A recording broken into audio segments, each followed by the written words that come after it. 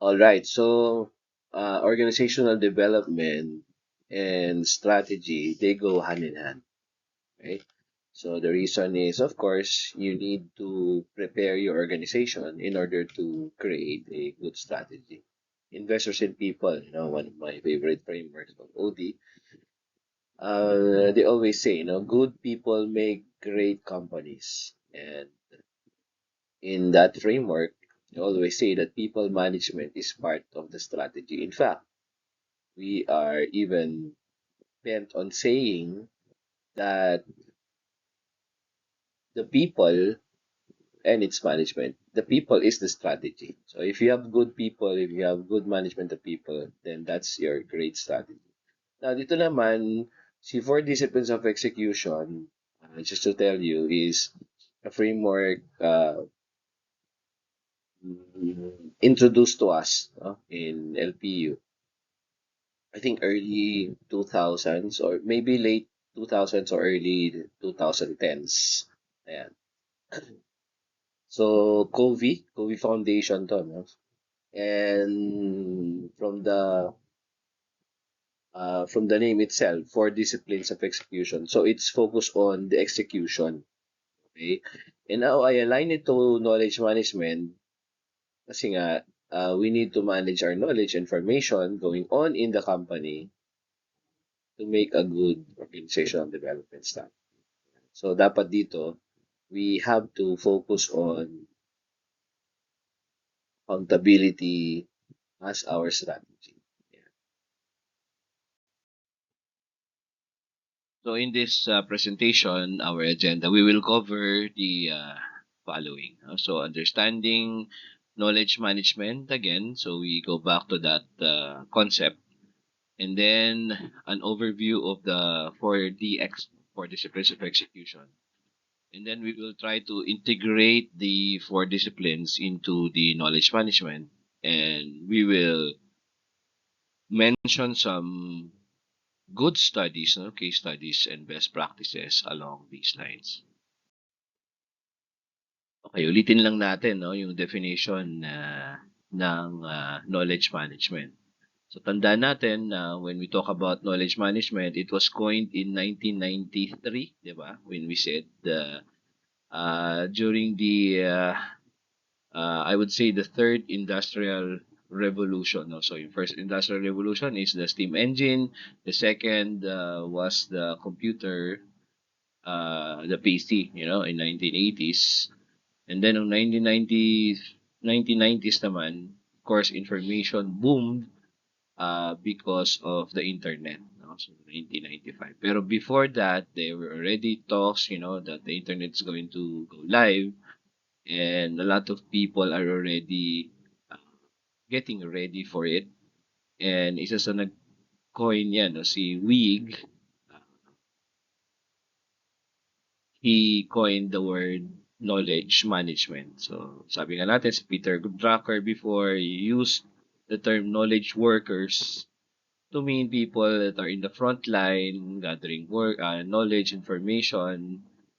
Before, we thought that it just talks about the IT guys, and of course, we said, oh, build it and they will come, no? Parang ginamit lang yung infrastructure. Bigyan na natin yan and everybody will start sharing and all that. So, by the end of the 1990s, nagkaroon ng problem yan, both on the side of who shares what is shared, and yeah, it's filled with all this random information. Tapos wala naman nagagather, no? So, yung infrastructure, either hindi na gamit, hindi, nasayang, or we don't get meaningful data. Kasi nga because of some people, well, I would say, I would even dare say na most people, no? So would not share their experiences for the sake of the company, no? Parang pag alabas niya sa company, pag alis niya sa company, day in, day out, and even lalo na pag tumanda na yung tao or nag-retire na or even nag-resign pumunta sa ibang company, they don't share whatever they know, in, with interacting with clients. And so that's the reason why they More or less, by 1999 or 2000, they already this knowledge management theories evolved to something else. Hindi na siya yung IT lang, no? It's actually realized or recognized as a management framework. So, kaya nga 1987 pa lang nandiyan na yung KM sa ano, no, sa Baldrige Excellence Model, PQA natin, no? Category 4 yan. Measurement, analysis, and knowledge management. So, nung time na yon, siguro, when they form it in the beginning, they thought that it's merely just the information technology. And again, we said, inalign natin to sa balance scorecards. Ito yung learning and growth na part, which is the foundation, no? But later on, we realize how important it is for organizational success. So in this couple of slides that will follow, we will talk about that. We will mention some of the challenges, no, in implementing the KM systems.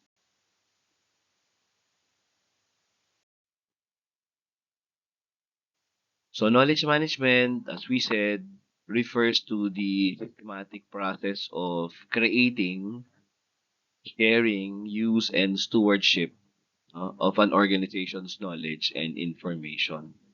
The primary objectives include enhancing organizational efficiency, fostering innovation, improving decision making, and preserving intellectual assets. So research shows that businesses investing in KM initiatives, they experience productivity improvements and reduce redundant work, you know. And itong numbers ito, ang sabi nila, it can go up to 25%. So meaning one-fourth, no, ng work ay pwedeng ma-declare natin as redundant. And ang point doon is that, syempre, mawawala yung mga redundant work, magiging optimized yung ating system. No? So yung KM strategies often target capturing tacit knowledge. Ito yung sinasabi natin. No? Kasi there are implicit knowledge na hindi naman natin ma-share. No? Hindi talaga na-share ng mga employees natin, no? So we have to disseminate the best practices, no? Give a chance for them to do that, no? Make them or force them in a way, in a good way, to do that through collaboration techniques and then sometimes structuring work. Yun nga yung terminology namin sa investors and people. You have to structure work in such a way that people are forced to disseminate or share whatever they learn, no, in the process of conducting business, connecting with clients, speaking with clients, lalo na yung mga clients that are hard to please, yung mga clients na on their way out already, yung mga nagagalit na clients, hindi na sinishare, di ba? So, kailangan natin siyang no, yung ating tinatawag na knowledge sharing culture. And so, napaka-importante nitong bit of information na to or statistics. So, effective knowledge management, critical yan for maintaining competitive advantage in a fast-changing market. Sa totoo lang, napaka bilis no ng turnaround sa market, no. So one time lang you're on top, then later on mapapalitan ka na naman. So napakabilis ng market at saka talagang and you cannot hold on to the top position for a long time, no? So, for example, AI na lang, no? Ako talagang I always follow news about AI and tools, etc. No? So, di ba, kilala natin si ChatGPT dahil siya yung nag-introduce talaga to the rest of the world. ChatGPT 3, no? 2023. Tapos naging 4, 4.1, 5, 5.2, yan, no? So, syempre for a long time, it's the darling of the of the crowd of the whole world, so to speak. Ano na yung many users and even the paying users for that matter, no? So, just recently, nagsabi sila ng kanilang sales parang 2 billion month. Sales ba or income na, no? So, net income na ata. So, 2 billion a month. So, that means 24 billion a year, right? So, yeah, it became very popular. However, just recently, lalo na nagsimula to sa North America, si Claude, I don't know if you're familiar with that, no? With that AI tool. Talaga namang magaling, no? Si Claude. Surge to the top, no? So, recently, basta tumaas ng todo yung kanyang income and i-declared na yung kanyang bottom line. As I said, I forgot kung ito ba ay sales o revenue ba to or net income. Search nga natin. Anyway, so ang nangyari is in-report niya na ang kanyang income ay nasa 30 billion. So imagine so in short, in a short period of time, natatalo na si si ChatGPT ni Claude. Anthropic yan eh. Anthropic, no? So, siyempre kasi ang daming mga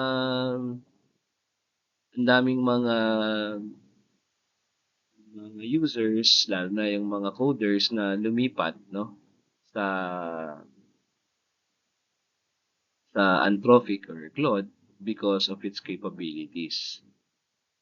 Ayan, diba? So, imagine, naging siyang very popular overnight. Hindi naman overnight, siguro mga in a period of the last 2 months, 3 months. Yun yung nangyari sa kanya. However, just recently, meron na tayo mga news na nare-receive na talagang nagrereklamo sila sa Claude, no? Medyo may mga mali-mali na daw na well, ito mga mga coder yung nagsasabi. Mga heavy users, no? So, parang shortcut niya. Kasi, well, if you must know, nag-ooperate kasi ang mga AI sa token na tinatawag yung computing capability niya. Hindi niya po pwedeng i-open sa'yo lahat, no? So, parang pag nagtanong ka ng something o nagpa-code ka ng complex job, dini-figure out niya kung ilang computing power yung kailangan niya. So, parang ikumpara mo sa tao, no? Na, for example, pinapa-calculate ka ng anak mo ng or whatever. Dad, magkano ba ang exchange rate ngayon? 'Di ba napakadali naman na hindi mo na kailangan, teka, nung isang araw ganito, tapos yung average, hindi mo kailangan i-complicate yung bagay. 'Di ba? Puwede mo sabihin, "Ay naku, i-Google mo na lang." 'Di ba? Kapakasimple, 'di ba? So, ang AI gano'n din, 'no? So, hindi niya kailangan i-calculate ng napakahirap 'yan. Parang ang sinasabi ko nga is, you cannot, light a cigarette by using a blowtorch, 'no? Parang gano'n, hindi naman kailangan. So, what happened, is that siguro mina-budget niya siyempre yung kanyang, ah, ah, yung resources, no? Hindi naman 'yan hindi naman 'yan, ah, infinite, no? So, because of that, ang nangyayari diyan natural ay, because of that budgetary allocation, hindi naman niya po puwedeng i siguro may mas maganda dapat silang ginawa dun, 'no, na ito i-determine natin muna kung ito ay complex task, whatever, tapos magbibigay sila ng resources. So, parang ang point nila dun is madaling nagagamit yung ano mo, ah, yung token, 'no, yung usage statistics, 'no. Kasi ako, ginagamit ko din 'yan and, ngayon katulad ngayon, 'no, ang ang kanyang replenishment sa Thursday ng sa'kin, 7 PM. So, kina-calculate ko 'yan 100% divided by 7, mga 14%, 'di ba? Or tama, 14% something, a day. So, dapat sa Friday naka 14% lang ako, sa Saturday gano'n. Ina-allocate ko siya para talagang medyo tayo, ah medyo kina-calculate ko talagang maigi 'yan. So ngayon nasa 50% pa lang ako. So, matatapos na mamayang gabi, 'di ba? So kailangan lahat ng mga task ko na complicated, gumagawa kasi ako ng mga researches on, ah, stock market, no, mga prediction, equation, ganyan, Python coding. So dina-download ko lahat ng mga tawag nito, mga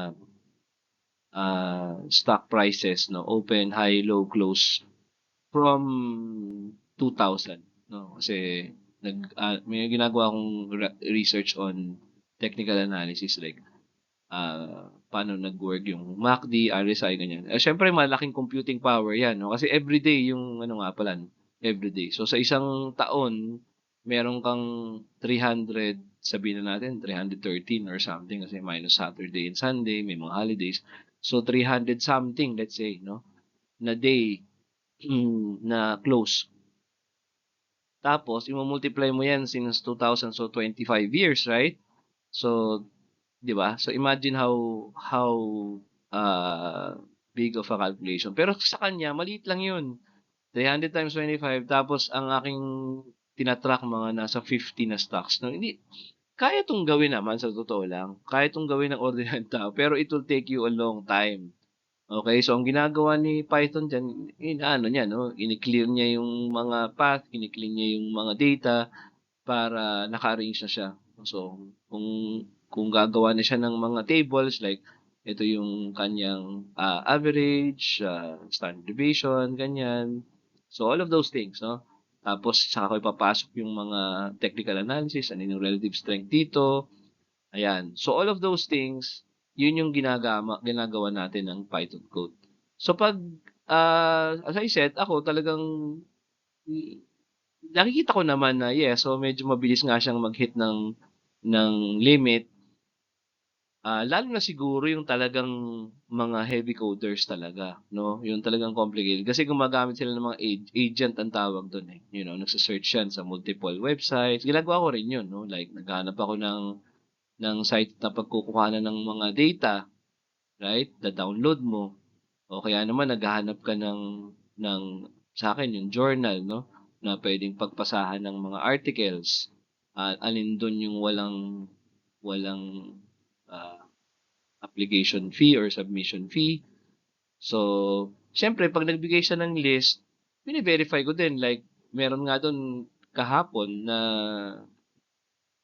simple ano lang yun, search, command, 'no. Siyempre mahaba yung prompt nun, eh, yung kailangan niyang prompt engineering. And then it came out with one mistake, no, out of siguro 10, 12 pa nga ata yung pinag-search niya. So pag verify mo, may isang mali. So sabi niya, ito sabi mo rito wala siyang ano, wala siyang submission fee. Meron ito, $50. Oh, so kino-correct naman niya yung sarili niya. So kaya nagsasabi siya na, "Oh, Doc George, you have to verify, because I remember yung pagkakamali ko nung last time," ganyan. So magaling si Claude naman talaga. But ang point ko ng lahat ng 'to is that hindi mo mame-maintain talaga yung top position. Who knows na si DeepSeek from China, 1,000,000 units 'yan token.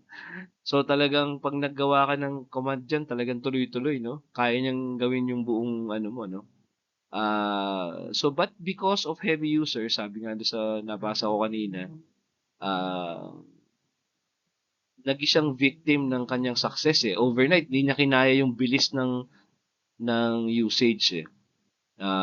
Let's say from 2 billion to 30 billion, daming paying people na talagang, you know, tanong dito, tanong diyan. At saka yung sa atin normal lang yung mga tanong natin pero there are, users lalo na sa coding community, you know, sa mga developer na talagang sobrang complicated yung mga task na pinagagawa nila.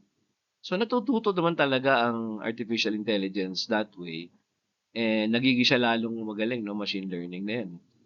Pero siyempre at the moment yung computing power natin napaka-ano pa 'no, limited lalo pa't sabay-sabay tayong gumagamit. Kaya yun naghi-hit siya ng limit tapos nagda-down yung system 'no. So siyempre yung mga tao nagrereklamo, "Oh, ganito, ganyan." Eh, siya pa naman pa nagbayad kay Claude 1 buong taon, eh. Hindi siya katulad ni ChatGPT na every month kung ayaw mo na 'di tumigil ka na, 'di ba? So gano'n, ganyan po yung nangyayari sa front. So ang point ko ng lahat ng 'to is that, you know, so ang hirap i-maintain yung competitive advantage 'no, so lalo na sa isang fast changing market. Pero according to studies, yung mga companies na merong robust KM practices, they outperform their peers financially and are more adaptable to change. Lalo na, yun nga, as I said, pag ang ang product mo or services ay talagang naka-focus sa pag-serve ng people, no? So, talagang pag ano, client-facing ka, yan, katulad ng mga theme parks, for example, or restaurants, marami talaga, no? Maraming concern dyan. Minsan technology nagfe-fail, pero syempre, ikaw yung nasa harapan mo yung taong uh, nagbibigay sa'yo ng sales or experience yung transaction, di ba? Nag-fail ngayon, no? May problem yung terminal mo, hindi makabasa ng GCash, hindi makabasa ng papaano mo, hindi makabasa ng credit card, paano mo siya gagawin ngayon, no? Di ba? So, in between a technological failure and the client who's supposed to blow up, lalo na pag nasa, ano ka, ano, nasa food quick service restaurant, talaga namang magkakaproblema ka dyan, no? Kailangan talaga magaling yung tao mong nasa gitna. No? So, dyan makikita mo yung KM practices, what does it entail na kaya mong i-roll out sa lahat ng tao, whether bago, ay kasi bago lang po ako, hindi ano yun, hindi magandang excuse yun. Kasi yung KM would enable the organization to accelerate, no, yung learning curve na tinatawag natin. Innovation cycle kasama rin. We have to minimize operational risk, improve employee performance, lalo na kung bago. Lalo kung bago, no? Kaya nga, talagang dapat mapabilis yun, no? So, organizations with strong KM report approximately 40% faster project delivery, oh, and 30% higher employee retention. Ayan, kailangan kasi meron kang continuous learning environment. So, yun, going back to that example of mine, no? Yes, alam natin na yung problem with AI, Anthropic, with OpenAI, lahat po yan ay in a way, may alignment siya sa technology of the moment. Pero how you will respond to this situation, hindi lang naman sila unang nagka-problema ng ganyan. Even OpenAI before, ChatGPT, nagkaroon ng ganyang concern, 'di ba? So how will you now resolve this? Kasi ang mga companies talaga na nakaka-resolve ng mga problems, ng mga concerns na ganyan, sila yung nagko-continue on and they become stronger in the future. Ayan. So ngayon si Claude magkakaroon ng I think IPO siya eh.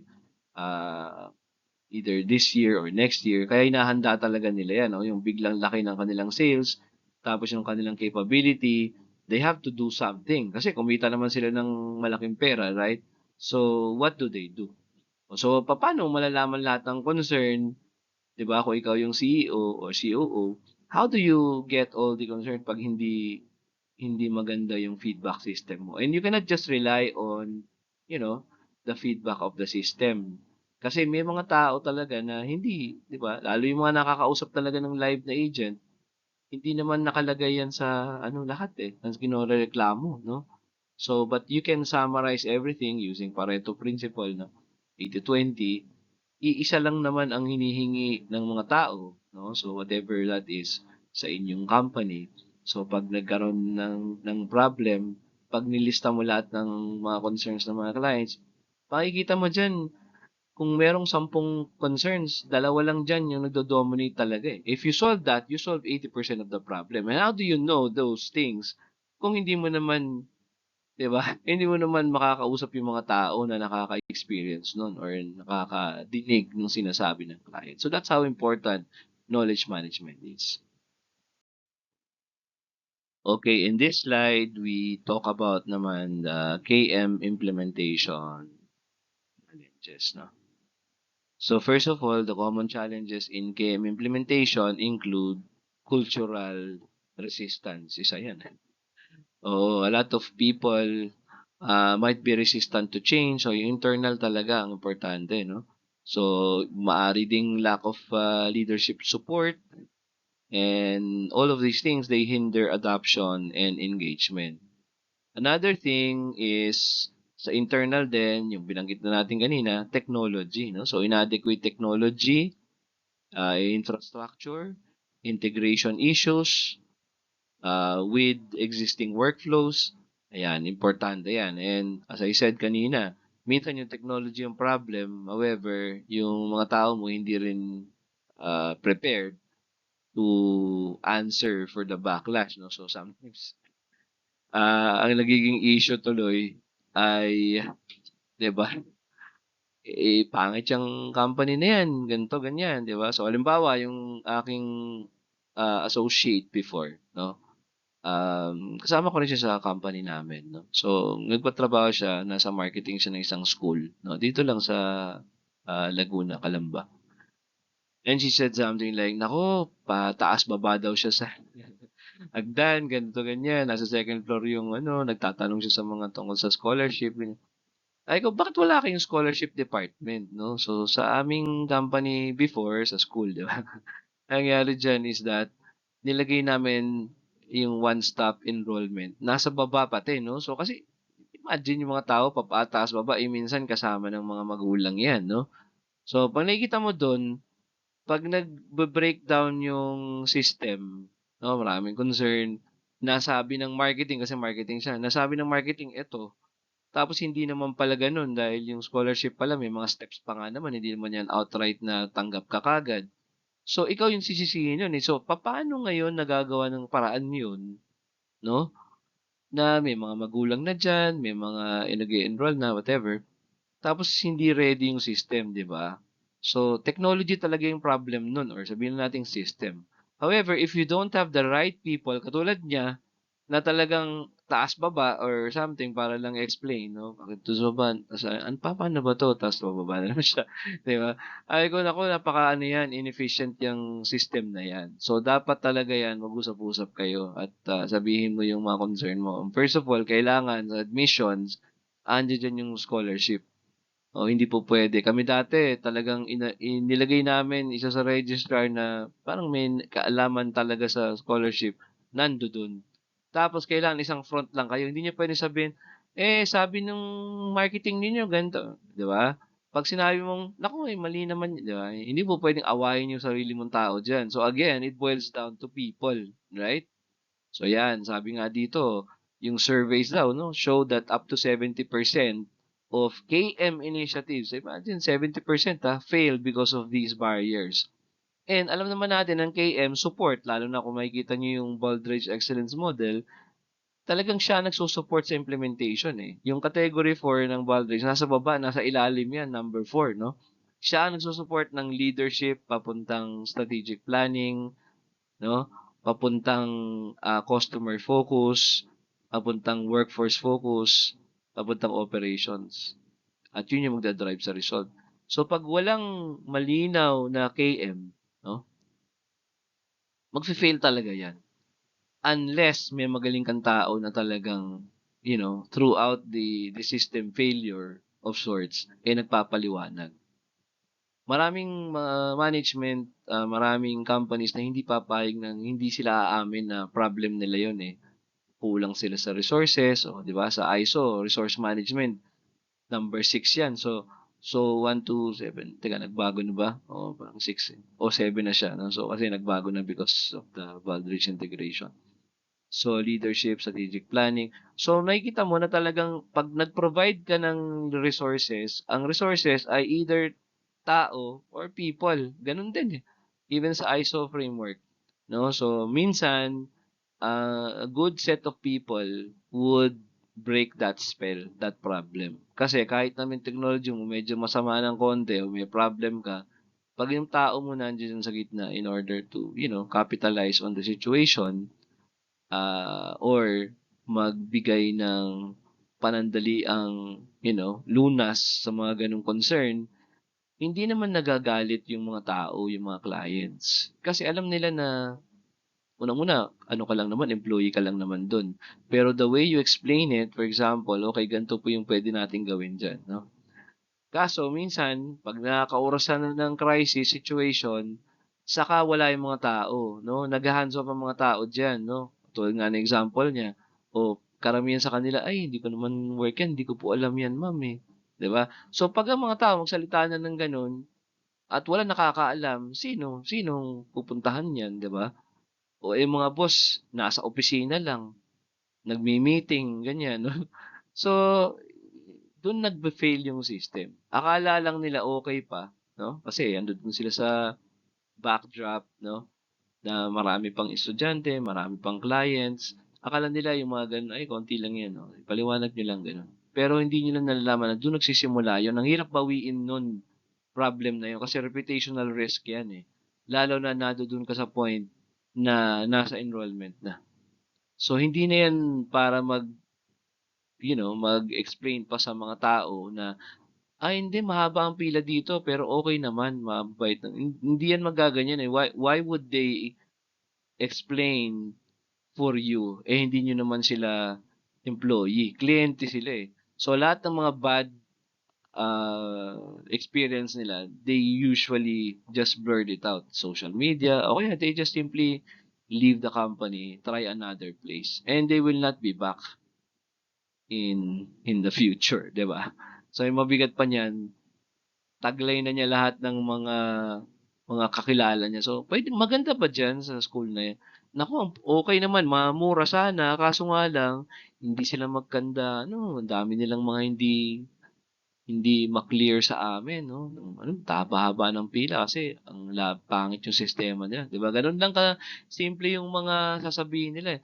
And then 'pag meron ka pang masusungit na tao dahil kaya naman sila masungit dahil palpak yung system, so sasabihin pa nila do'n, ang susungit pa ng mga tao diyan, oh, 'di ba? So yun lang yung nakikita nila, eh.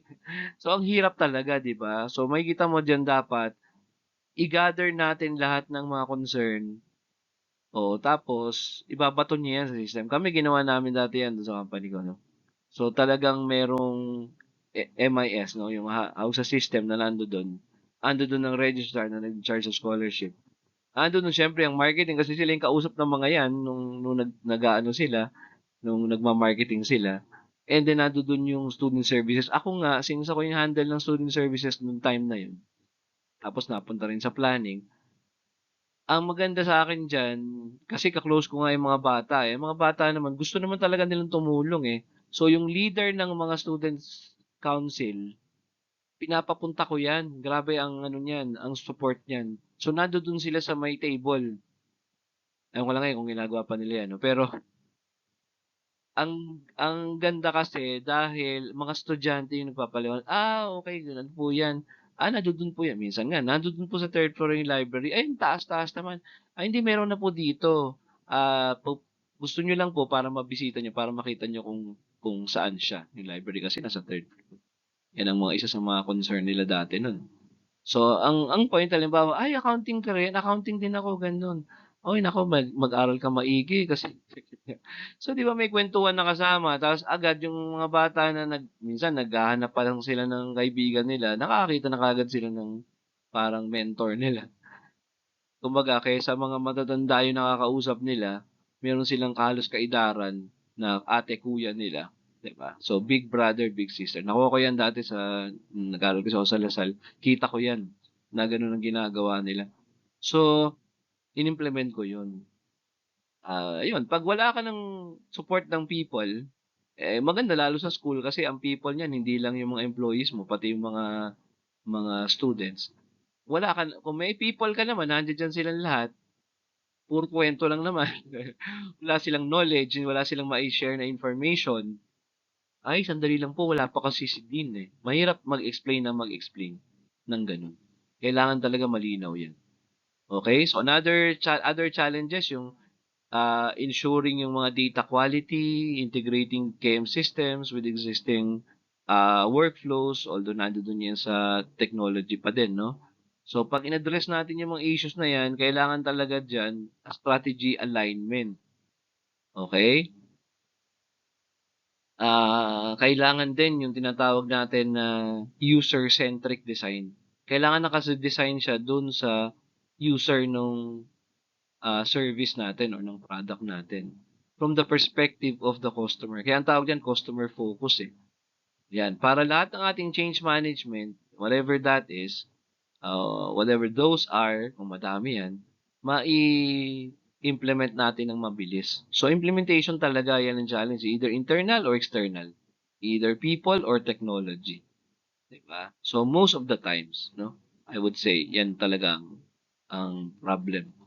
And ako, since practitioner din tayo ng quality frameworks, na-realize ko talaga na sa quality management, if you will look at it, talagang it's a systems failure and not necessarily people. Although sometimes then, may na-hire ka na hindi maayos, no? Alas 7 yung usapan, call time, alas 9 darating. O, di ba? People problem yan. However, pabalik na naman yan sa system. So, ako hindi ko na sinisisi, o sige, nakuha natin yan, supply tayo dyan. No? But, tingnan natin, reviewin natin yung ating recruitment process. Paano nakalusot yun, di ba? Tiningnan natin yung mga attitude niyan, may mga pa-exam-exam pa tayo, right? So, how did you manage to recruit such a person na ganun, no? Yan yung isa, yung na-recruit. Second, single point of failure. Pag wala pala siya, hindi na magfo-fall in yung process o yung system, right? So, hindi pwedeng ganun na single point of failure. So, pag wala yung taong yun, ano yung backup natin, right? So, again, system pa rin yan. Hindi mo pwedeng sisihin sa isang tao lang. Kasi what if, no, nanggaling siya sa bundok tralala or may problem siya sa bahay, ganyan. Although hindi naman talaga yan, one time, big time na ipa-fire mo na kagad. But 'di ba, hindi mo talaga maaasahan 100% of the time lahat ng tao, but the system should be there. And 'yun. Kaya ako, yun nga sabi ko nga, o halimbawa katulad nun, lahat ng colleges meron akong representative, 'di ba? Sa school kasi 'tong setup na 'to, no. So 'di ba, so sa companies naman puwedeng mag-implement ng system na meron kang, mga, cross-functional teams na nandodo'n. So kung wala man representative yung like let's say isang college 'no, halimbawa walang representative ang engineering, yung IT closely related makakasagot siya, eh. O kaya since magkakaibigan ng mga yun nagkukuwentuhan naman lagi yung mga yan sa opisina ko dati. Alam nila kung sino ituturo nila, "Ay, alam ko yan, sige sasamahan kita, katabi lang namin yang college na" 'di ba? Gano'n yung importansya talaga ng ng meron ka talagang people support.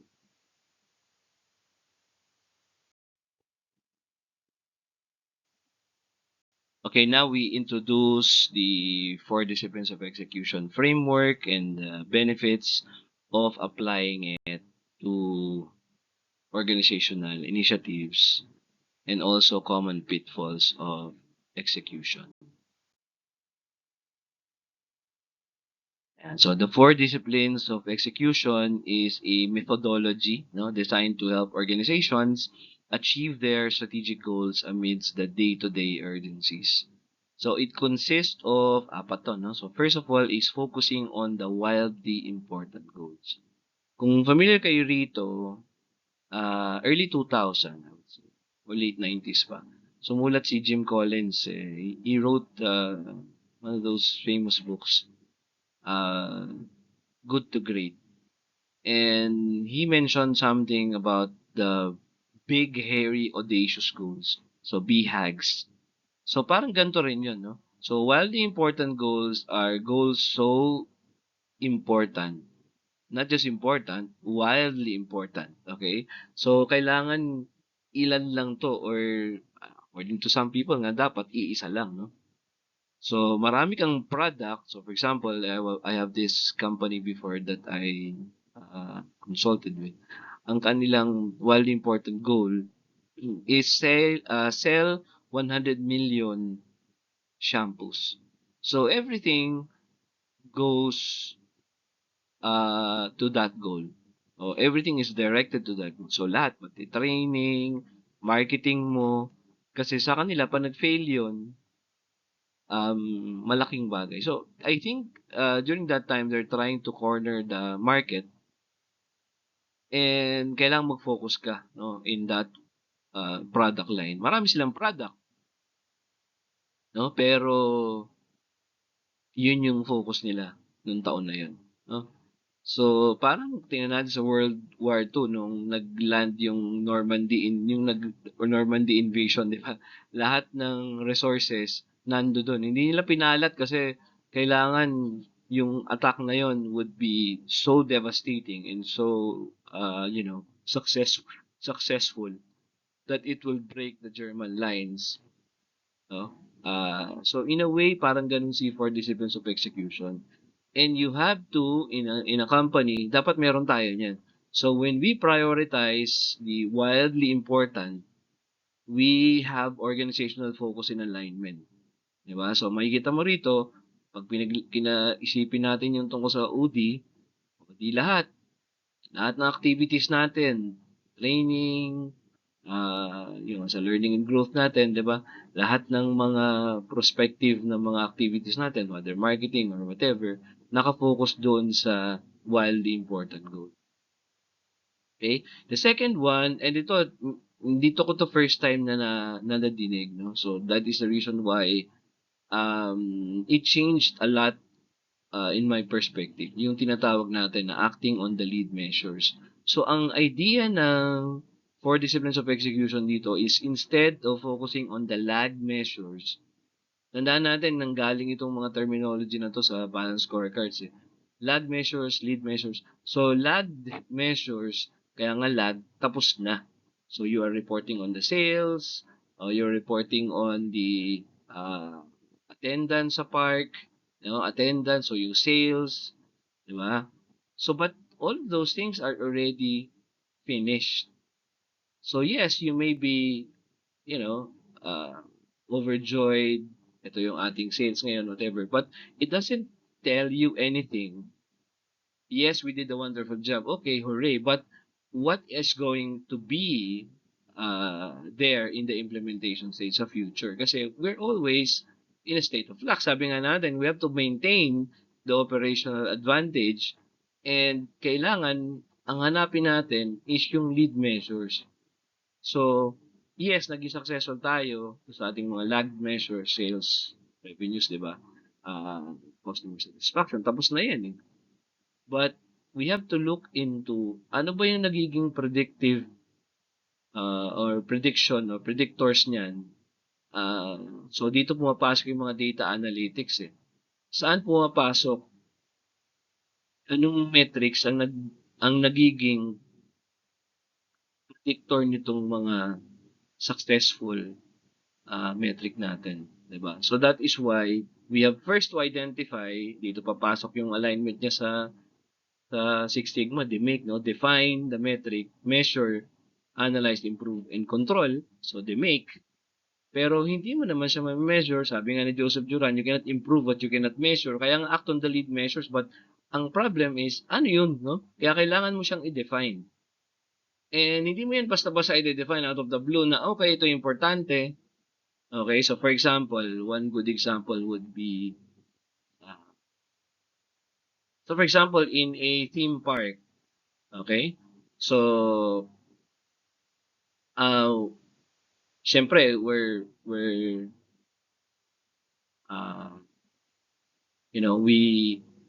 we are happy na malaki yung ating sales month in and month out or week in and week out. However, what predicts uh, the sales? Ano yung nag-shape ng sales na yan? So maybe we will say, oh, total park attendance. The park attendance, meaning the number of people in the park, because once they're there, they would they would ride the rides. They will purchase on our uh, retail stores over there, 'di ba? Kasi nandoon na sila eh. So ngayon, kailangan mong i-shape, kailangan mong i-identify, determine, and then you have to act on that, no? So anong gagawin ngayon? So lahat ng activities ng marketing, kailangan you should bring people there. Hindi dapat maging barricade, hindi dapat maging barrier yung pagpunta ron. Okay? Yan. So, yan mo makikita lahat ng mga activities, okay, dealing with schools, with companies, okay? So bring the people there kasi once they're there, so maaaring magbibigay ka ng mga sharp discounts niyan. O yan, yung mga barkada discounts, so ginagawa yan ng mga companies na katulad niyan, no? So ganyan po yung ating sinasabi. No? So kailangan we should act on the lead measures. Next is keep compelling scoreboard.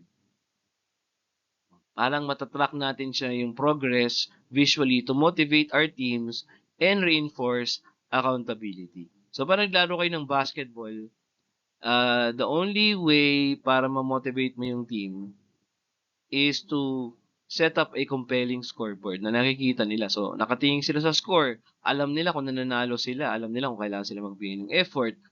'Di ba? Maraming metric in around there, no? Andiyan yung assist, rebounds, turnover, 'di ba? Fast break points. Lahat po 'yan ay importante. Lalo na on the coaching side. Kasi nagka-strategy ka eh. Pero sa mga tao, ang importante sa kanila yung points eh. Nakikita nila na okay, we're winning or we're not winning. Kaya dapat yung scoreboard na yun, sinishare natin, they can track their progress visually, and we are motivated kung nanalo ba tayo to accelerate our effort, or kung natatalo ba tayo, meron tayong ano eh, parang ang tawag diyan sa manufacturing, andon board eh. Okay? So halimbawa, linyang to, kailangan makabuo ka ng 100 in a day. Kalahating araw na 45 ka eh, 'di ba? Dapat ang kalahati naka 50 ka na. So magbibilis ka ngayon, no? Alam mo na ano ka eh, na behind ka in schedule. Ayan, no? So dapat talaga may ganun, no? Sa sa mga lean organization, for example, sa manufacturing, ang mga metric na nakalagay diyan, minsan yung mga ang kilala ko nga mga companies dito sa South, ano eh, lalo na yung accidents na workplace, pagpasok mo pa lang sa kanilang factory nakalagay na 1,252 days without accident. So, ibig sabihin talaga napaka-importante sa kanila, no? Passion for safety, and therefore, alam mo na, okay, kailangan ganito. Follow natin lahat ng protocol, o yung mga ano natin, ang tawag na to, yung ating mga PPE, ganyan, no? So, all of those things. And then, creating a cadence of accountability. Dito, ang nangyayari dito, you are establishing regular review, and madalas, eto ay galing sa mga tao, no? They are the ones, kaya nga cadence of accountability, eh. Hindi naman ikaw yung magsasabi sa kanila, eh, no? Kailangan sila mismo, no? Ang nagtitingin sa kanilang ranks. So, maaring meron silang meetings every week, or sometimes sa IIP, we just call it conversations, you know, na tinatrack nila yung kanilang progress, sila mismo nagsasabi, okay, halimbawa, nasa sales ka sa organization na talagang focus on sales. So ito, ang ating target ay 10 million dito sa ating group, right? O, halimbawa 'yon, no, 10 million shampoos. Okay? So dapat by this month naka 4.5 million na tayo kasi kunwari June na, no, June 30. So or mag-e-end na yung June, eh, nasa 4.2 pa tayo, 'no. So, within target naman tayo, kulang pa tayo ng 300,000. So, parang gano'n, 'no. So, kailangan mag-accelerate po tayo, double yung effort. So, 'pag alam nila 'yan, may compelling scoreboard, 'di ba? Tapos nagke-create sila ng cadence of accountability, 'di ba? So, nakikita nila kung saan yung mga areas na kulang, tapos 'pag merong mga tao na medyo nahihirapan, they can, help those people na nangangailangan talaga, no? And andiya diyan lahat 'yan, no? Act on the lead measures. So makikita nila, oh, halimbawa sales 'yan, no? Tapos mga tungkol sa gamot yung binebenta niya. For example lang. So pupunta kayo, anong puwedeng gawin 'yan? So halimbawa, mga med rep 'yan, oh, yung mga doktor na ano, lahat ba 'yun nakita mo na? Halimbawa, siya yung nangungulelat, no? Sabi niya, hindi ko pa nga naano kasi itong mga doktor, nagkaroon sila ng seminar abroad. O, ganyan. So, kailangan pagtulong-tulungan natin. Halimbawa, 1 week na lang, hindi ka makahabol sa quota mo. So, paano gagawin mo? For example, no? So, syempre, ikaw yan. Dahil, ano mo yun eh, area mo yun. So, sasabihin niya, ngayon, pag kailangan nila kailangan niya ng tulong, sasabihin niya lang, no? Kasi hindi man po pwedeng pakialaman yung area na yun. Baka mamaya masulot pa yung mga hawak mo, 'di ba? At least sasabihin niya sa kanila, "Oh, eh, 'di puntahan mo lahat yung mga 'yan kasi, ah, gawa tayo ng schedule, no? Monday ganito, Tuesday, parang ganyan, no? So, diyan makikita mo meron kang cadence of accountability. Kaya nga ang term na ginamit ay cadence. Kasi sa cadence, 'di ba? It's like an army marching. So, merong platoon leader, tinitingnan niya yung sa linya kung if you have participated in that, no? Yung tinatawag natin dati ng ROTC na pasang masid, no? Pag-ikot niyan, kahit na ikaw ay nagma-march lang, tinitingnan mo yung nasa harapan mo kung shoulder to shoulder pa ba kayo, and then yung nasa kanan at kaliwa mo kung shoulder to shoulder kayo, di ba? So kasi nga, diyan mo makikita kung okay ba kayo as as a team na nagma-march. So ganun din sa cadence of accountability. Okay? So yung framework na daw na to has been successfully applied across industries, achieving rates that are beyond yung goal achievement, no? 30 to 40%. No? Kaya nga napaka-importante, no? Clear focus and discipline in execution. So applying 4DX helps organizations maintain focus on critical goals, increase engagement through visible progress, and improve accountability. Reports indicate that teams using the 4 disciplines of execution, they experience improved communication, importante siyempre yan, no, for your organizations, faster decision making. If you have improved communication, then you can decide better in a faster way, and better alignment across departments. So the framework encourages identification of lead measures, binanggit na natin kanina, which are predictive of the goals, right? And influenceable, kasi nga siya yung ating tinatawag na lead measure, leading to a more proactive management of progress. Now, here are some of the common pitfalls in execution.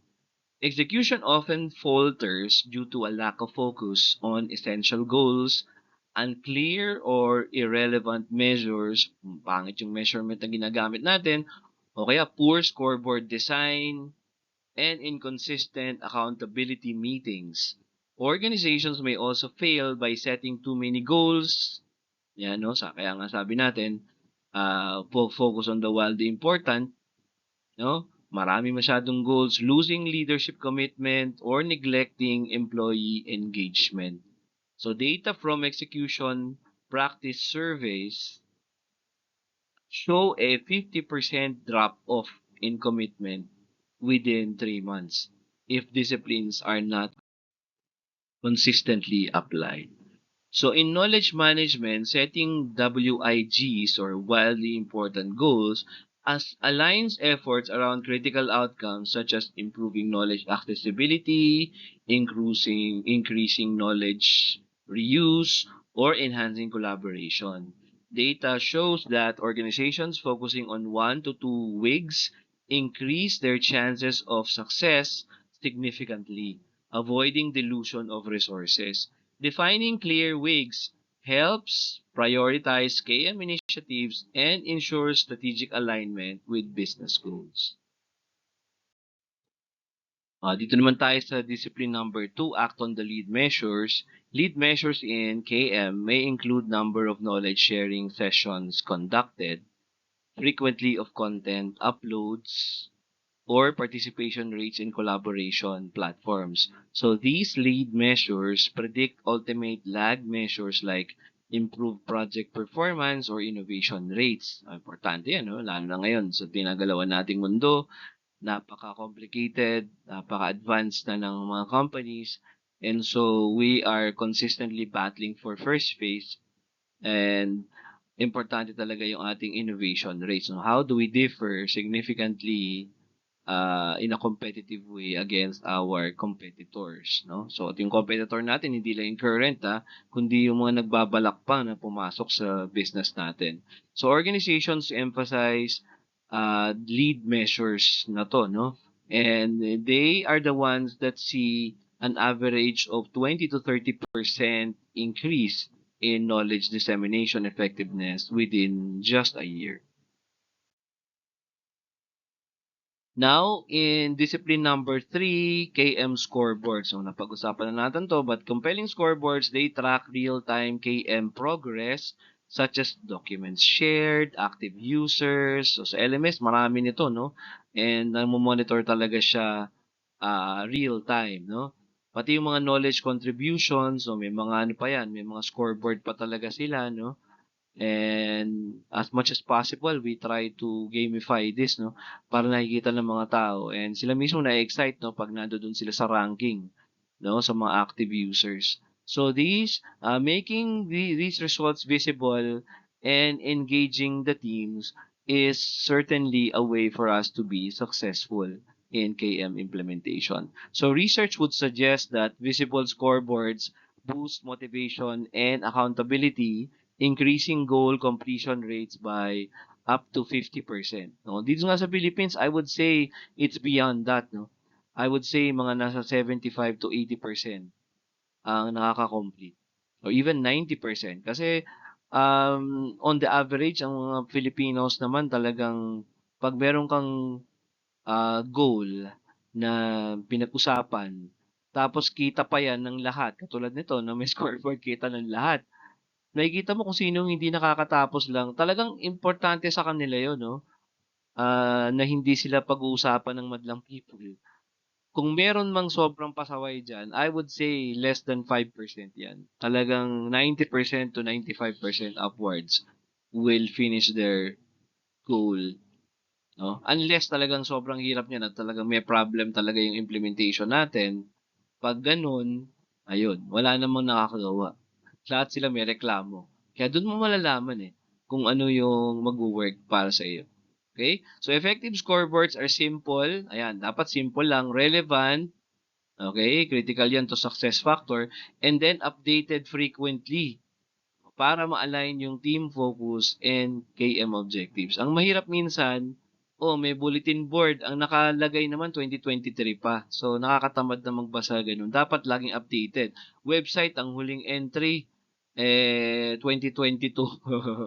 Ang website, sabihin natin na update naman, pero ang huling update ay 2 months ago. 'Di ba? Parang frustrate at hindi nakikita. Lalo ang mga bata ngayon, they want always an update. Social media, dapat lagi yan. Sa Amerika nga, meron talaga silang, like for example, mga like Harvard University, mga magagandang university, Stanford, meron talaga silang team na nag-handle niyan, no? So, every 4 hours, minsan nga, every hour on the hour, merong update talaga yung team, no? So, hindi naman siguro ang school, pero talagang na-update na yan. Happening at the moment, may bisita tayong ganito, something like that. So, yun yung importante. Kaya dito nakikita natin na part talaga siya ng KM implementation, part siya ng 4 disciplines of execution. Okay, and then discipline number 4, ang importante talaga dito, syempre sa dulo, it goes back to execution. Accountability cadence. A regular cadence of accountability, so syempre, usually weekly yan or bi-weekly team meetings, it ensures the consistent review of progress and timely course correction. Para pag hindi mali yung ginagawa, hindi pala tama, no? So, mako-correct mo, 'di ba? Kailangan may cadence talaga of accountability, no? Teams practicing discipline accountability report better KM adoption and faster issue resolution. So, this cadence fosters a culture of ownership kasi sila nagtatrack ng sarili nilang progress, continuous feedback with them, no? And reinforces the commitment to the weeks. Okay, so here we go to the examples of successful knowledge management using 4 disciplines of execution, lessons learned from failed implementations, and recommendations for sustainable execution. Leading companies such as Xerox and IBM have successfully employed 4 disciplines of execution, resulting in increased collaboration and faster innovation cycles. So case studies reveal benefits like 35% increase engagement in knowledge sharing and 25% boost in project turnaround times. Yan, yung dalawang yan. So IBM actually hindi na siya 'di ba? Alam naman natin na Hindi na 'to yung international business machine nung araw na gumagawa ng computer. So, talagang more of data 'to, business processing, 'di ba? So, talagang importante talaga sa kanila yung, alignment with people and talagang mapagalaw ang lahat ng tao in the organization in the most efficient and effective way. So makikita natin dito, no, these examples illustrate how clear focus, measurable actions, and accountability can translate KM goals into tangible outcomes. And then may mga failed implementation naman. So nakikita naman natin, no, according to research, failed KM projects often suffered from unclear goals. First of all, unclear yung goals natin, poorly chosen lead measures, yung mga lead measures hindi tama yung pagkakakuha, no? Tapos walang masyadong engagement, poor yung engagement, tapos inconsistent yung mga follow-up, mga follow-throughs. So lessons would highlight the importance of leadership buy-in. Importante talaga yung leadership, ongoing training, and user-friendly technologies. Analysis of failed cases estimates that about 60% of KM failures could be prevented with robust execution discipline and continuous feedback mechanism. 60%, no? So, doon nagfe-fail because of all the things that we have mentioned here. So recommendations for sustainable execution. Sustaining KM execution requires embedding the four disciplines of execution into organizational culture, continuous measurement, and leadership reinforcement. Best practices include iterative goal setting, transparent communication, and fostering a knowledge sharing mindset. Organizations following these recommendations report sustained improvements in KM maturity and strategic alignment over multiple years. Okay, so in summary, okay, conclusion na, no? Integrating our four disciplines of execution into knowledge management provides a clear focus on critical goals. Not only that, no, but actionable measures, isa pa rin, no, and transparent progress tracking in order to build consistent accountability. So, kailangan, no, this approach addresses common challenges and drives meaningful organizational impact. When we apply these disciplines thoughtfully, organizations can enhance knowledge sharing and sustain long-term success. Okay, so that's it. Thank you very much.